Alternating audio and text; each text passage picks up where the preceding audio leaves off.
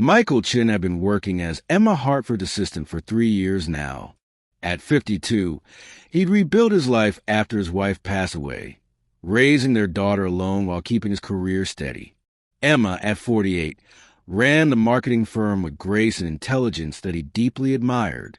What Michael didn't know was that Emma watched him every day with a heart full of feelings she kept carefully hidden.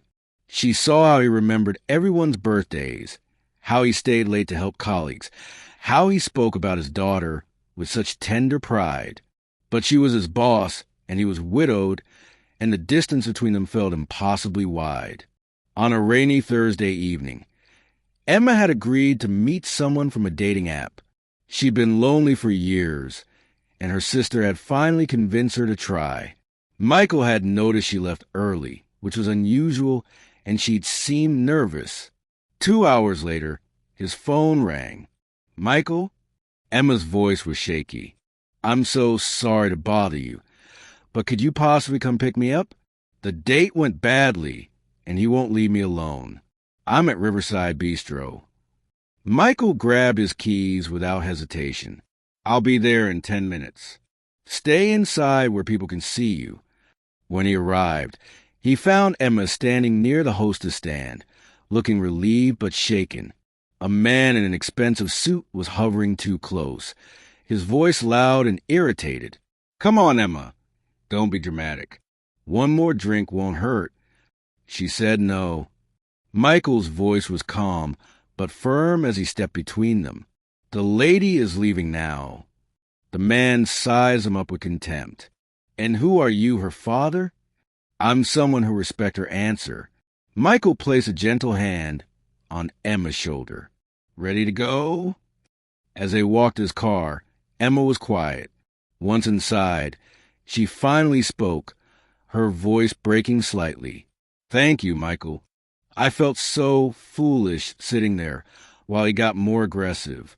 I should have left sooner." "You have nothing to be ashamed of," he said softly, starting the engine. "You trusted someone enough to meet them. That takes courage, not foolishness." She looked at him with glistening eyes. "How do you always know the right thing to say?" Michael smiled sadly. "Years of practice with my daughter. Teenage heartbreaks taught me a lot about listening." As he drove through the rain-slicked streets, Emma found herself speaking truths she'd hidden for years. "Sometimes I wonder if I waited too long. If I let work consume me until I forgot how to connect with people. Everyone tells me put myself out there, but tonight just reminded me how exhausting it all is." "Emma," Michael said gently, glancing at her, "you connect with people every single day. You remember when Janet's mother was sick and you gave her time off. You noticed when David was struggling and got him extra support. You see people. Really see them. That's rarer than you think." She wiped her eyes. "I wish everyone saw me the way you do." His heart ached at her words, but he kept his voice steady. "Someone will. Someone who deserves you." What Emma wanted to say was that she wished that someone was him. That for 3 years, she'd cherished every conversation, every shared laugh, every moment he brought her coffee just the way she liked it. But she remained silent, watching the streetlights blur past. Michael pulled up to her building and walked her to the entrance. The rain had softened to a drizzle. "Thank you again," Emma said, turning to face him. "Not just for tonight, but for being exactly who you are." Something in her voice made him pause.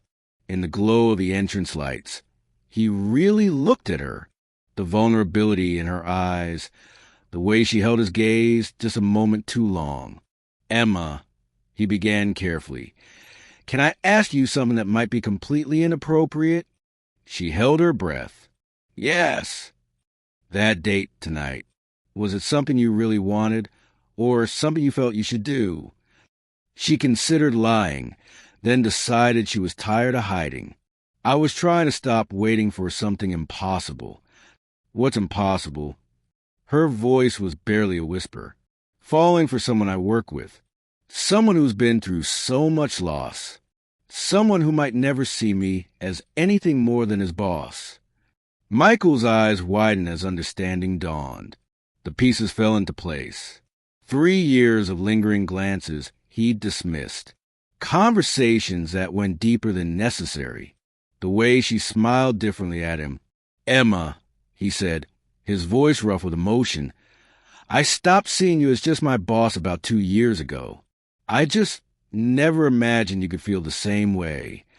They stood there in the gentle rain, years of unspoken feelings finally surfacing.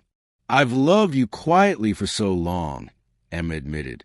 "Watching you be kind to everyone, hearing you talk about your daughter, seeing your strength.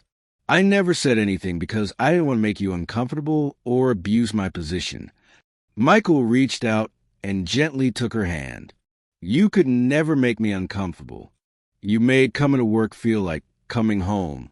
I was just afraid my feelings were inappropriate, that I was reading too much into your kindness." Emma laughed through tears. "We've both been so careful, we nearly missed each other completely." "Maybe we needed time," Michael said. "Maybe we both needed to heal and grow before we could be ready for this." She squeezed his hand. "So what happens now?" "Now," he said, smiling, "I asked if you'd like to have coffee with me this weekend. Not as boss and assistant, but as Michael and Emma, two people who've been friends and maybe could be something more." "I would love that," she whispered. As Michael drove home that night, his heart felt lighter than it had in years. Sometimes love doesn't announce itself with fireworks. Sometimes it grows quietly in the spaces between words, in acts of kindness, in really seeing another person. And sometimes when you least expect it, the person you've been hoping for has been right there all along, hoping for you too. The next morning at work, their eyes met across the office, and they shared a smile that held 3 years of patience, a night of rescue, and the promise of something beautiful just beginning. If this story touched your heart, please share, and subscribe for more stories about love, second chances, and the courage to speak what's in your heart. Leave a comment telling us about a time when patience led you to something wonderful. Claude is AI and can make mistakes. Please double-check responses.